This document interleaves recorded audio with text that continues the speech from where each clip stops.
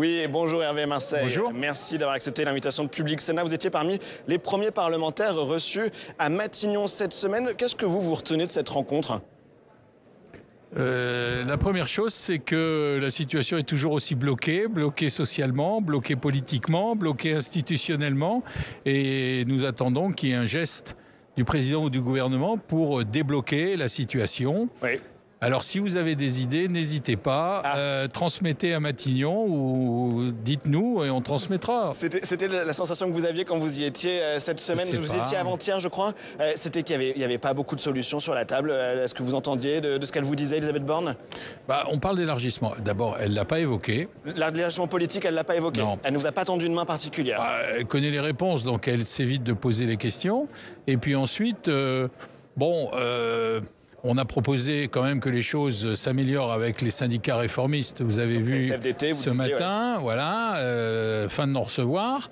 Ensuite, on a parlé de la politique du gouvernement. Nous avons considéré et dit qu'il manquait un angle social, logement, dépendance, partage de la valeur. Elle a annoncé qu'il y aurait un texte sur le partage de la valeur, un texte autonome en soi, et une loi travail. Mais si on veut parler d'une loi travail, il faut les syndicats. Oui, justement, les syndicats, Cyril Chabagnier pour la CFTC a dit qu'il refusait de tourner la page et d'ouvrir, comme le souhaite le gouvernement, d'autres séquences de concertation.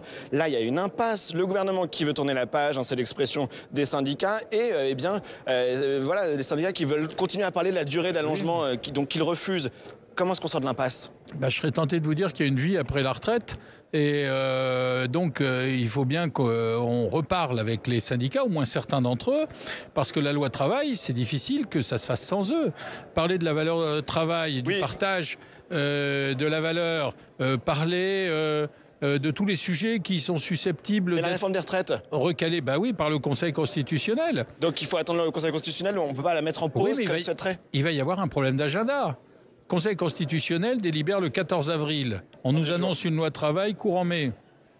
Et le travail s'arrête, si je puis dire, au Sénat à peu près à la mi-juillet. Oui. Donc il faut d'abord que cette loi travail commence à être examinée par le Sénat. Sinon, ça sera pas de solution avant le mois d'octobre. Donc on a un projet et des discussions qui sont contraintes par le calendrier. On nous annonce des textes sans savoir quelle priorité il y aura. Loi de programmation militaire, loi pluriannuelle sur l'énergie, éventuellement une loi d'orientation agricole, éventuellement peut-être la loi justice. Donc, il faut connaître les priorités du gouvernement et il faut relancer la discussion avec les syndicats. J'ai une dernière question. Laurent Berger estime qu'on est en train de vivre une grave crise démocratique. Ce sont ces mots. Est-ce que vous reprendriez cette expression ? En partie, oui, parce que tout ça tourne autour de la représentation des Françaises et des Français. Certains prétendent qu'ils les représentent parce qu'ils sont dans la rue, mais il n'y a pas 46 millions d'électeurs dans la rue. Il n'y a qu'une partie des gens qui sont dans la rue. Pour autant, il faut reprendre le dialogue avec ceux qui les représentent, c'est-à-dire les syndicats, avec le patronat, avec les forces politiques. Et peut-être que la Première ministre a reçu les forces politiques. Il faut peut-être que le président, maintenant, reçoive à son tour les responsables politiques, puisqu'on sait que c'est là-bas que ça se passe aussi.